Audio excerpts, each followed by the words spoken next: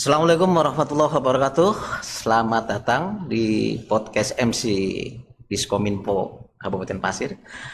Hari ini kami mengundang seorang tamu. Beliau adalah Bapak Haji Habibullah, yang kita tahu beliau adalah Ketua Umum DPP Lembaga Adat Pasir, yang baru saja kepengurusannya dilantik oleh Bupati Pasir. Nah, hari ini kita undang beliau untuk kita berbicara tentang peran LAP ini dalam membantu atau mendukung pembangunan di Kabupaten Pasir.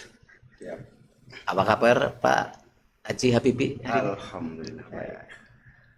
Saya mengucapkan selamat dulu atas pelantikan kemarin. Siap. Untuk yang 2024 2024 2029. Ya. Jadi sudah semua sudah clear Pak ya, sudah ada pengurusan, sudah dilantik, dan apa yang terjadi pada saat pemilihan sudah clear Pak ya. Ya baik Pak. Mungkin kita akan pengen lebih jauh tentang LAP ini Pak ya. Jadi mungkin salah satu mungkin ormas besar lah ya yang menaungi orang-orang Pasir ini.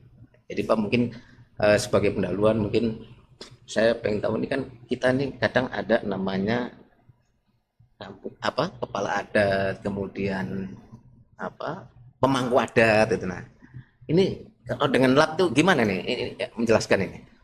Mungkin ya, terima kasih sebelumnya. Saya sudah diundang oleh MC Media Center Kominfo. Mungkin sedikit saya jelaskan masalah tata daripada struktur LAP. Kalau untuk pemangku adat memang ada sejenis daripada majelis.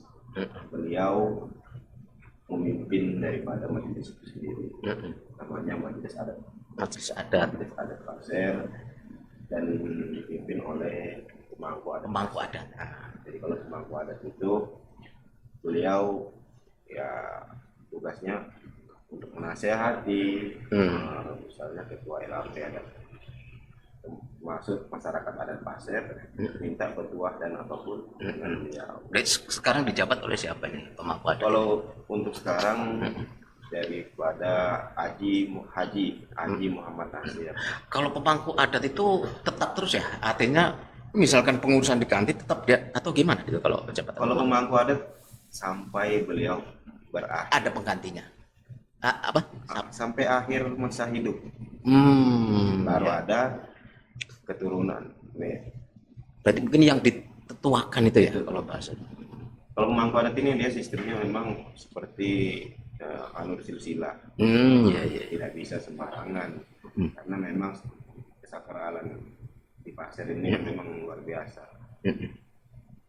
Tidak ada seseorang yang berani mengaku ataupun sebagai pemangku, karena mungkin ada leluhur kita memang sudah tahu. Kalau bahasa kami terakhir, jadi tidak bisa sembarangan menjadi pemangku. Kalau bahasanya nanti bisa ada kejadian-kejadian yang tidak di luar nalar. Betul. Kalau memang bukan daripada keturunan. Betul. Kemudian kita ini kan di sini kan DPP ya. Siap. Nah, mungkin kita tanya itu sebenarnya wilayah itu hanya di Kabupaten Pasir atau gimana nih LAP ini? Kalau LAP dia membawahi DPP LAP membawahi daripada tiga daerah. Pasir, Kabupaten Pasir, Penajam Pasir Utara, dan Kota Madya Balikpapan. Mungkin untuk kedepannya dalam kepemimpinan saya akan saya meluaskan. Insya Allah kalau tidak nanti bisa kita kembangkan lagi di sana. Kota Samarinda, jalur ke selatan mungkin ke daerah, karena di daerah selatan itu khususnya daerah Kota Baru itu ada suku Pasir yang sukunya Pemuken. Daerah itu ada Pemuken di sana. Insya Allah nanti sudah ada koordinasi ke sana. Insya Allah mereka siap untuk menerima LAP di Kota Jadi kalau kabupaten itu namanya DPD Pak ya. DPD. Terus kalau yang di kecamatan ada Pak ya? Kecamatan ada. Nah, kalau untuk di kecamatan dia DPW. DPW ya. DPW itu khusus wilayah-wilayah yang ada di kecamatan. Turun lagi ke bawah dia ada LAD, lembaga adat desa. Lembaga adat desa. Oh, sampai di desa. Sampai desa. Karena memang penguatan lembaga di atas itu dari desa. Karena memang pasir ini kaya dengan budaya. Berarti terstruktur dan itu bisa lintas provinsi Pak ya? Karena ini pakainya kan pasir ya itu Pak. Karena paket kita ini paket pasir. Paket pasir ya? Iya. Dan itu ada di mana-mana ya? Tidak hanya di Kalimantan Timur. Tidak di Kalimantan Timur. Karena pasir ini dia di Kalimantan Selatan dan Kalimantan Timur. Mungkin kalau bisa juga meluas di luar.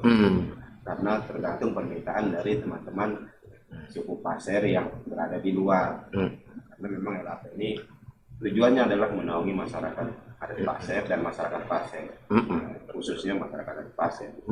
Jadi kalau melihat kepengurusan sekarang ini sebenarnya sudah berapa ketua umum kalau dihitung dari awal? Kalau dari awal itu yang paling pertama lembaga pasir itu Haji Abdul Rashid. Setelah itu di 2003 ada Pak Ishak. Ya. Bapak Ishak Usman 2 periode. Setelah itu di 2013 Bapak Haji Syafi'i Basar. Dilanjut lagi tahun 2018 itu Bapak Sudirman 2 kali. Di 2018 ada Bapak Arba'in M. Nur dan sekarang dan mungkin salah satu ketua umum yang termuda di antara ketua-ketua umum sebelumnya ya. Alhamdulillah karena saya muda ini diminta dengan teman-teman amanah, teman-teman masyarakat pasir, masyarakat adat, bagaimana adanya perubahan, bagaimana sih rasanya kalau dipimpin dengan yang muda, cari yang energik. Karena memang kebetulan juga kan saya ada sedikit-sedikit daripada keturunan daripada lembaga ini juga. Jadi sebenarnya yang saya inginkan itu bagaimana lembaga itu ke depannya lebih maju. Karena umur lembaga adat pasir ini 24 tahun. 24 tahun Pak ya, artinya ya sudah agak dewasa, mulai dewasa. Jadi kalau mulai dewasa bagaimana kita harus mengembangkan LAP ke depannya, pertama dalam peningkatan SDM teman-teman untuk meningkatkan seni dan budaya. Kemudian Pak Haji, kita kan orang di luar ya, orang di luar itu hanya melihat bahwa LAP ini ya hanya ngurusi budaya ya, atau ngurusi adat. Ini mungkin bisa dijelaskan ya? Memang sebenarnya kalau kita berpedoman kepada Perda nomor 3 tahun 2000, misalnya penataan pelestarian dan pengembangan seni dan budaya dan lembaga adat pasir. Di dalam Perda itu sudah jelas bahwasanya pengembangan dan seni dan budaya itu sudah wajib. Tetapi ada masalah-masalah masyarakat adat pasir khususnya yang perlu kita benahi dalam hal kesejahteraan ekonomi masyarakat pasir, khususnya masyarakat adat pasir. Jadi untuk kedepannya pengembangan LAP ini bukan hanya di bidang seni dan budaya, tapi dalam hal ekonomi, UMKM, pertanian, peternakan, skala bidang. Karena apa? Kita memiliki potensi sangat besar di Kabupaten Pasir ini. Dan saya yakin pemerintah daerah tidak bisa mengcover semuanya. Jadi makanya lembaga adat pasir di dalam Perda itu adalah mitra pemerintah. Dari dalam mitra pemerintah inilah bagaimana cara LAP membantu pemerintah untuk menyebarluaskan program-program yang ada dalam segala bidang. Cuman memang LAP fokus dalam satu program itu di seni dan budaya, tetapi di luar itu untuk pengembangan bidang-bidang yang lain. Karena memang fokusnya kita ini bagaimana LAP ini maju untuk memfasilitasi masyarakat pasir, terkhusus masyarakat adat pasir, bagaimana bisa mereka mendapat informasi dari kami dari luar. Kadang-kadang kan kalau di daerah di dalam kurangnya informasi dalam hal segi pertanian, perikanan segala itu kan, artinya diperluas, diperluas. gitu ya, partisipasinya atau perannya ya, tidak hanya soal budaya aja. Kalau budaya memang, makanya saya dalam kepemimpinan saya ini di semua bidang itu saya ada bidang seni dan budaya khusus, dan mereka tugas mereka seni dan budaya, pengembangan ekonomi masyarakat adat pasir, ada juga ketua bidangnya. Jadi saya bilang, karena apa? Karena kalau kita hanya menonton di dalam seni dan budaya, masyarakat kita pasti akan menonton di situ saja. Situ aja ya. Padahal kebutuhan yang lain masyarakat banyak. Dan saya harapkan juga mungkin ke depannya, karena memang sudah diatur dalam Perda dan pemerintah daerah sangat membantu, sangat mendukung LAP ke depannya. Ya, saya harapkan untuk program-program LAP ke depannya pemerintah daerah mudah-mudahan bisa mengcover lah.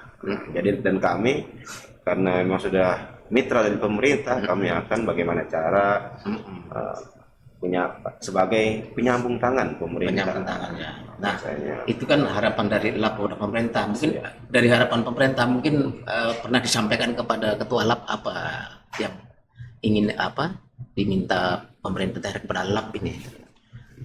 Sama, pemerintah daerah menyampaikan bahwasanya bagaimana selalu bersinergi dengan pemerintah daerah untuk pertama menyampaikan program-program pemerintah daerah ke desa-desa, karena kan sudah kita ada DPW, ada di desa, perpanjangan tangan.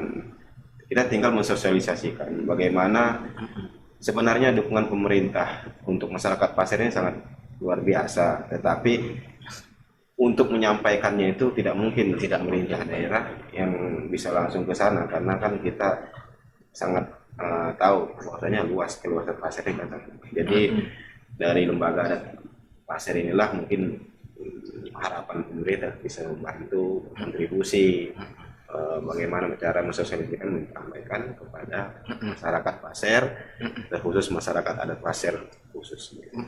Jadi memang LAP itu adalah mitra pemerintah lah ya. Sudah jelas di dalam Perda nomor 3 tahun 2000 bahwasanya LAP adalah mitra daripada pemerintah daerah.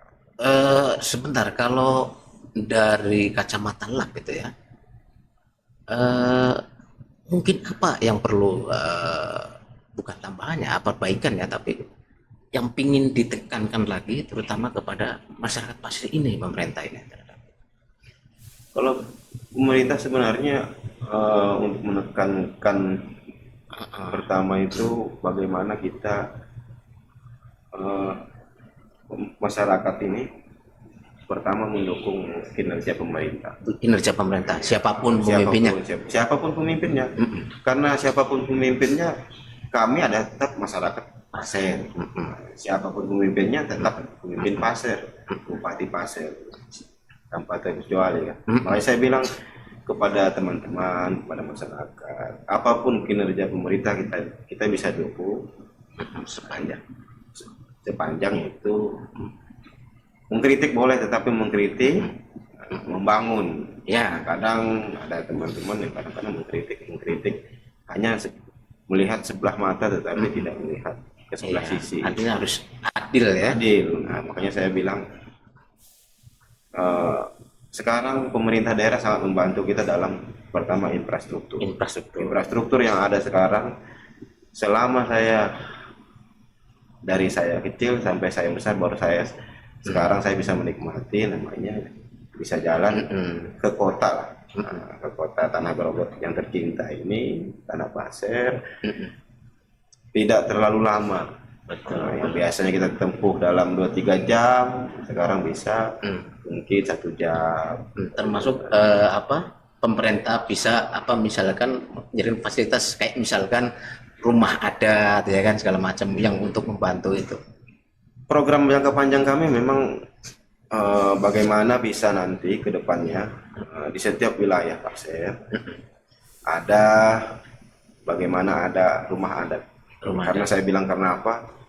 Pasir ini sudah agak kurang, bukan tidak ada, kurang untuk masalah rumah adat itu. Mudah-mudahan harapan kami memang ke depannya di setiap wilayah itu ada untuk rumah adat Pasir, biar ada apa ya bilang orang itu model kayak simbolnya bahwasanya ini wilayah Pasir, suku Pasir berdiam di tanah Pasir, ini ada simbolnya, tidak ada. Nah, Pak Haji, kita melihat kan dengan ada perkembangan teknologi kemudian budaya juga. Kan kalau anak-anak muda sekarang itu masih beda dengan ya. Bagaimana lab ini tetap apa ya mengenalkan budaya kepada generasi Pasir yang hidup sekarang gitu ya. Ada beberapa pola untuk memperkenalkan seni dan budaya kepada generasi mudanya. Pertama, kita gunakan media. Media, posanya bagaimana cara mempertahankan. Sebenarnya kalau untuk membangun seni dan budaya itu mudah. Kenapa saya bilang mudah? Mungkin kita bisa membangun suatu suatu kelompok komunitas sangat mudah, tapi mempertahankannya saja yang agak susah. Kenapa saya bilang itu lagi perlunya ada dukungan, dukungan. Dan saya melihat kalau untuk pemerintah daerah sekarang, kalau dalam seni dan budaya memang pemerintah daerah sangat mendukung. Kenapa saya bilang sangat mendukung? Mulai tahun berdirinya lembaga adat, pemerintah daerah memang sangat mendukung. Terbukti terjadinya ada Perda, Perbu. Nah, itu adalah dukungan daripada pemerintah daerah kepada seni dan budaya. Bagaimana cara mengenalkannya kepada generasi muda?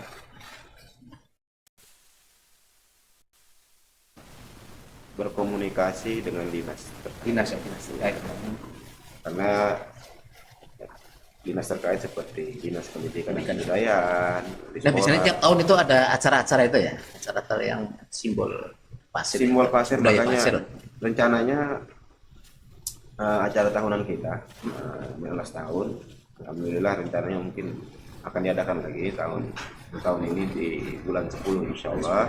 Rutin itu ya setiap tahun? Setiap tahun rutin. Karena memang itu salah satu daripada mempertahankan budaya warisan kita, budaya kita, dan situ juga bagaimana kita merekrut generasi daripada muda Pasir melalui dinas-dinas terkait. Jadi makanya setiap ada kegiatan 15 tahun itu berkoordinasi bagaimana nanti dinas terkait bisa menyambungkan tangan kepada sekolah-sekolah, SD, SMP, SMA, misalnya bagaimana mereka bisa ekstrakurikulernya lah dalam hal bidang seni dan budaya. Dan dalam pengenalannya mungkin sudah kita berkoordinasi juga untuk muatan lokalnya untuk berbahasa Pasir. Baik, Pak Haji, LAP ini kan organisasi besar ya, dan Alhamdulillah berwibawa sih. Apalagi ini sekarang ini kan mau dekat-dekat musim politik. Oh iya. Saya pengen tahu nih sikap LAP terhadap politik ya. Jangan-jangan sudah ada yang menawarkan. Kalau menawarkan ya. Jadi gimana sikap? Kalau untuk sikap memang semua di LAP adalah keputusan di musyawarah mufakat. Nah, untuk sikap politik memang belum ada. Dan karena memang dan lembaga adat Pasir, karena di dunia ini, saya bilang kenapa di dunia ini tidak ada hidup tidak tanpa politik. Iya. Jadi mungkin kalau untuk sikap memang bagaimana kita mendukung sikap politik ini dalam hal siapa dan di mana, itu bagaimana kita memberikan pemahaman kepada teman-teman.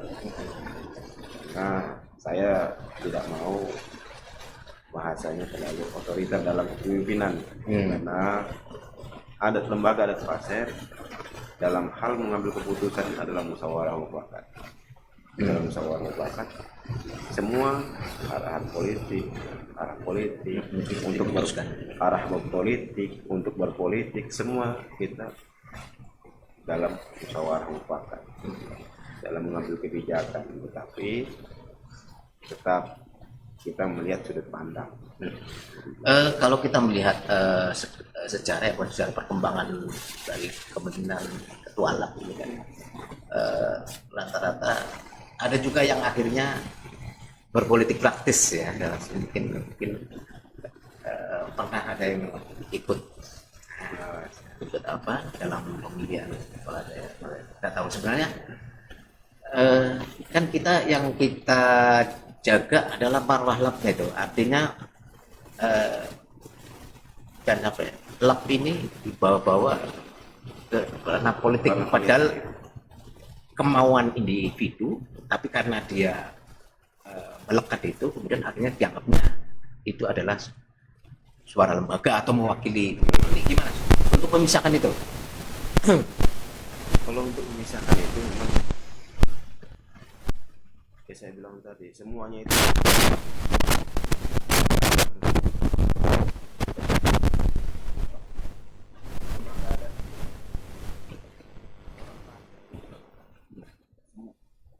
politik atau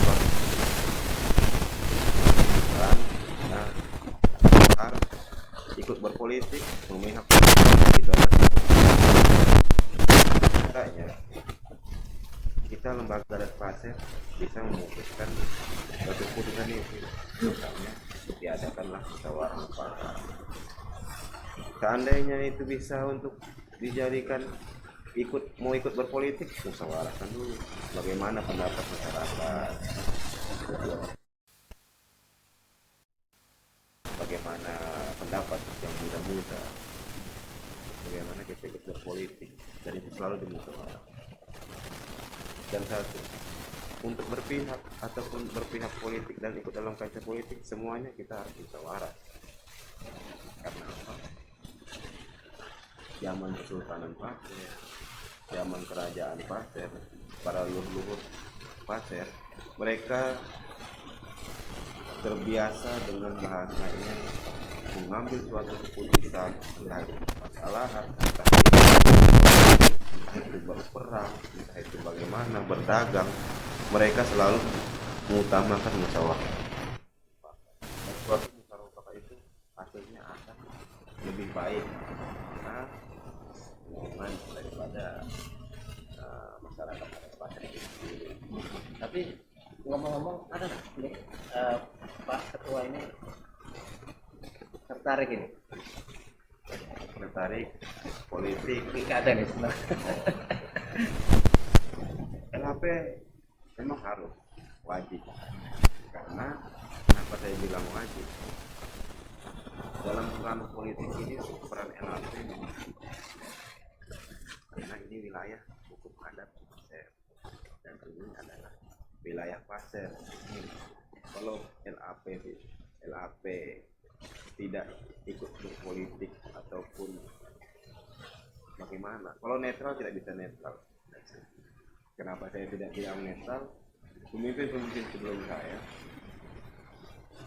jauh daripada saya, sudah berpolitik, mulai dari leluhur saya, kerajaan, kesultanan, sampai kalau bilang orang, makanya saya sangat sayangkan orang Pasir dilarang berpolitik. Kok salah saya? Kenapa tidak bisa berpolitik? Loh, dia semuanya kan kita wajib berpolitik. Dalam Islam pun dianjurkan untuk berpolitik secara Islami. Pasir berpolitik secara pasir. Nah, itu yang saya harapkan. Kalau untuk berpolitik dalam berumah tangga pun kita bisa berpolitik, apalagi dalam berorganisasi. Makanya kalau dibahas masalah politik semua wajib berpolitik.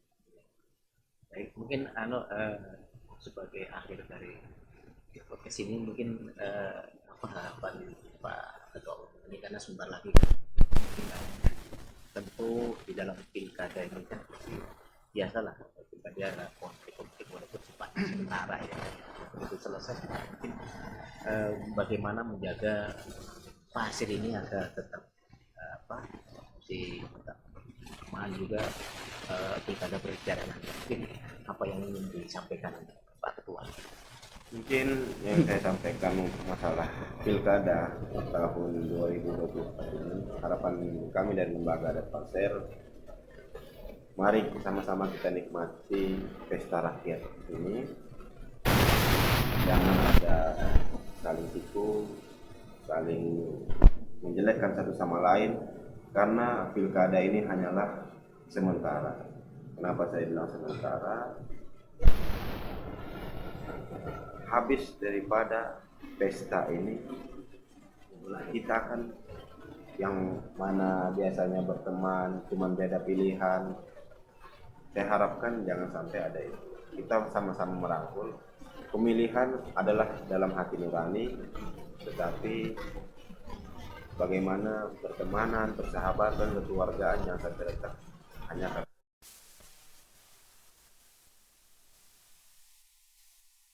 kalau barang bilang bahasa Pasir itu cukuplah bawa sangat